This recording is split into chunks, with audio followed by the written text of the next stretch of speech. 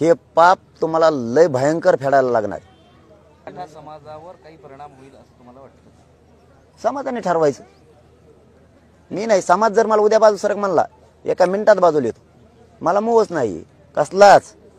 परंतु एकच गोष्ट लक्षात ठेवा, तुम्ही जगद्गुरु तुकाराम महाराजाच्या आड दडून मराठ्यांचा वाटोळा करायच्या नादात पडू नका.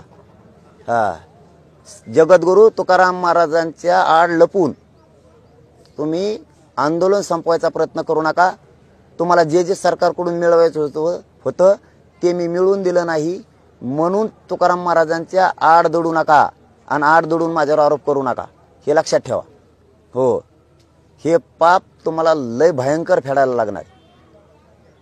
त्याच्यामुळं त्या भानगडीत या ट्रॅपच्या नादात सरकारला वाचण्यात जगद्गुरु तुकाराम महाराजांच्या बद्दलचे माझे विनाकारण तिसरे शब्द लावून महाराजांची ही बदनामी होईल, समाजाची बदनामी होईल असं करू नका. कारण त्यांना खुश करण्यासाठी आम्हाला माहिती आहे सरकारचा ट्रॅप आहे. असे 10-15 जण आहेत, मी त्याच वेळेस सांगितलं त्यातला पहिला बाहेर निघाला. संधी नव्हती, त्याला पाणी पाजायचं होतं वाटतं माया त्याच्या हाताने, मला त्याला मोठं व्हायचं होतं. आणि मोठं होऊन मग त्यांना त्यातून आम्ही हे केलं, आम्ही मिळविलं, आम्ही बरोबर मॅनेज करतो. मग आता आम्हाला काय असे हात पसरायचे असतील मराठ्यात जीवावर, त्यांना 2-3 जण आहेत त्याच्या संघ, 2-3 जण आहेत त्याच्यात. कारण ते बच्चू भाऊ संघ यायचा, मग त्यांना काहीच मिळालं नसेल याच्यात. त्याची माफी मागितली होती फोनवर, म्हणून ते त्या दिवशी आले होते असं म्हणणं आहे. नाही काय, मग कोणाची माफी मागितली मी? त्याची त्याला बोलत सुद्धा नाही मी. तू केवढ्या कवडीची किमतीच आहे ती, बोलत सुद्धा नाही. तो काय महाराज आहे, असला महाराज असतो काय? मग ज्याच्या पुढे नाव आहे त्या महाराजाची वाक्य रचना बघ. तू काय याचा महाराज आहे, बांधावून उठला आणि महाराज झाला हाकता हाकता. तू काय याचा महाराज आहे? त्यांनी काही नावं घेतली तर वामन वाळेकर, परशुराम खुने, रवी पाटील आणि आणखी 4 जणांची असली घरं बरबाद केली. ट्रॅप कशाला म्हणते तो दादा? असं काय करता? मी तुम्हाला खवळ्याला शोधून काढणार, तुम्हाला खवळ्याला शोधून काढणार, असं काय करता? ट्रॅप कशाला म्हणतात? मग मी कसा बदनाम होईल? मग मी मराठ्यांपासून कसा तुटून? मग आणि त्यांना त्यांच्या हाताने द्यायचंय.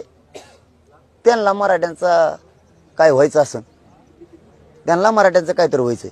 आता मराठी यांना हागून विचारित नाहीत, कारण यांच्या नियती ह्या असल्यात उघड्या पड्या. मग हाताने पाणी पाजत होतं त्याला, मग मी मोठा झालो असतो हे असा. आणि मग तो मोठा झाला म्हणजे तो ज्या नेत्या संगीत होता तो नेता मोठा झाला असता. आणि त्याच्या शिंदे साहेबाचा एक प्रवक्ता आहे. हे ट्रॅप होता प्रत्येकाच्या मागं. आणि यांना विचारा ना कोण कोणाचं वाटोळं करताय.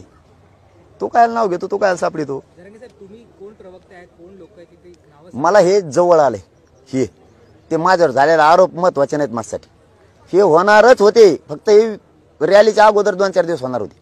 पाटील साहेब, तुमच्यावरचे आरोप झाले ते फार तुमच्या लेखीपर्यंत गेले. त्यांनी असं म्हटलंय की जरांगेंची मुलगी म्हणते माझ्या बापाच्या देव पाया पडेल, म्हणजे इतका मुलांमध्ये सुद्धा आहे असं ते म्हणतात. तुमच्या मुलांपर्यंत त्याचे ट्रॅप मी म्हणलं तुम्हाला हे होणारच आहे. जेव्हा आता घरापर्यंत गेला ह्यो खरंच महाराज असू शकतो का भोंदू?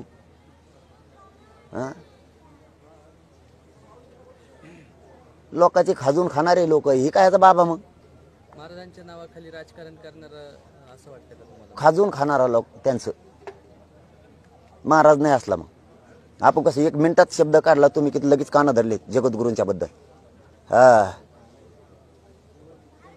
प्रायचित सुद्धा करीन तुकाराम महाराजांसाठी.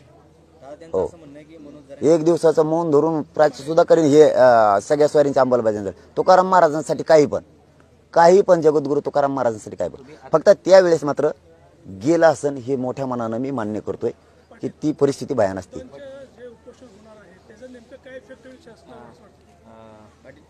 आतापर्यंत तुम्ही भाषणात असं म्हणत आहे की या सगळ्या आंदोलनाच्या प्रक्रियेसाठी 5 पावले आपण 3 मार्चला महाराष्ट्रातल्या सगळ्या जिल्ह्यात एकाच ठिकाणी एकाच वेळी वेळ एकच. इतक्या सकाळी शक्य नाही, जिल्ह्यातून लोक यायचे. 12 ते 1 चा टाइम ठेवा. महाराष्ट्रभर सगळ्यांचा एका टायमाला 1 टाइम महाराष्ट्रातल्या सगळ्या जिल्ह्यात आंदोलन रास्ता रोको सुरू झालं पाहिजे. एकच टाइम. एवढी प्रचंड मोठी शक्तिशाली एकजूट दाखवा त्या दिवशी की महाराष्ट्रातला मराठा म्हणजे काय पुन्हा एकदा जगानं बघितला पाहिजे. इतक्या ताकदीने एकत्र आहे. आपण आपल्या नुसत्या मोटरसायकल जरी सुरू केल्या नुसत्या मोटरसायकली तरी 5-5 लाख रुपये एका एका जिल्ह्यात जमू शकते. 5-5 लाख जगातला सगळ्यात मोठा रस्ता रोग आतापर्यंत आपला रस्ता रोग कुठे झालाय का? सभा झाल्या, मोर्चे झाले, रस्ता रोग नाही व्हाय एवढा मोठा झाला. प्रत्येक जिल्ह्यानं आपण आपली गिन्यास बुकात नोंद झाली पाहिजे एवढं मोठा का. आता 3 तारीख फिक्स. आता 3 तारखेला आता लय निर पांगला बघा मा. 1 तारखेला जर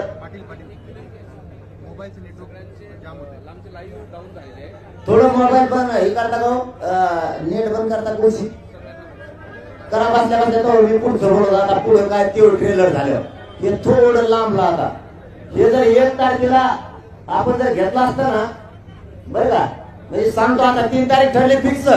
पण 1 तारखेला जर आपण रास्ता रोको जिल्ह्याच्या वतीने घेतले असते तर 1 तारखेला रास्ता रोको संपल्यावर आपल्याला 2 तारखेला त्यानंतर बैठक घ्यायची होती. म्हणजे दुसरा टप्पा हे होतं पहिल्या टप्प्यातलं आंदोलन. आता पुढे होतं की तो नंतर आता एवढा मोठा टप्पा एक म्हणलं 59 टप्प्यात नेलं सरकार. आपलं टप्प्याशिवाय खेळत नाही. प्रत्येक पहिल्या टप्प्याची चाललेले सरकार. दुसरा टप्पा त्याला पगारच नाही मिळाला, दुसरा पगार मिळाला त्यांचा कार्यक्रम झाला म्हणून समजायचं. मी काय म्हणलो आता तुम्ही 4 जण सांगा का तुला मला होय.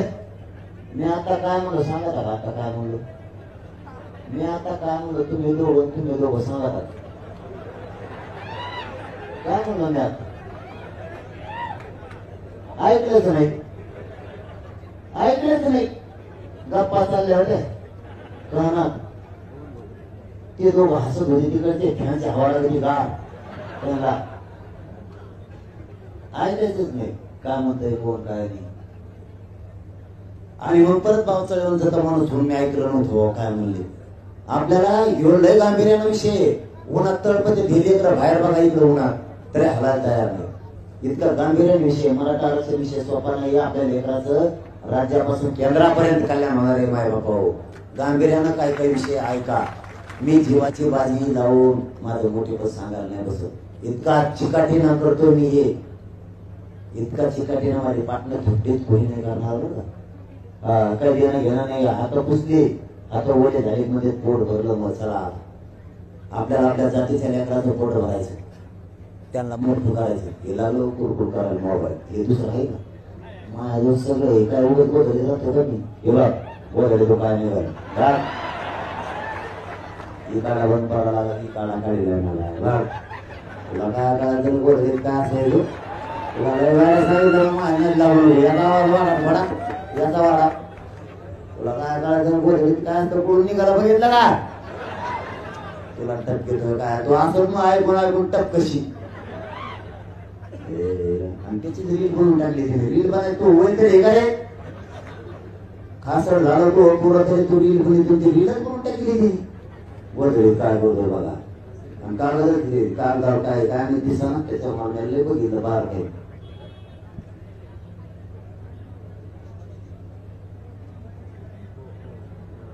कोणाच्या मंत्र्याच्या दारात आमदाराच्या दारात आंदोलन करून खासदाराच्या दारात करून त्याला किंमत आता देऊ नका. आता खूप वाढली त्याची त्याची किंमत वाढेल. तुम्ही त्या दारात जाऊन आंदोलन केलं त्याची किंमत नका वाढव.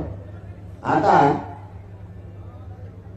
मला महत्वाचा मुद्दा सांगायचा तुम्हाला.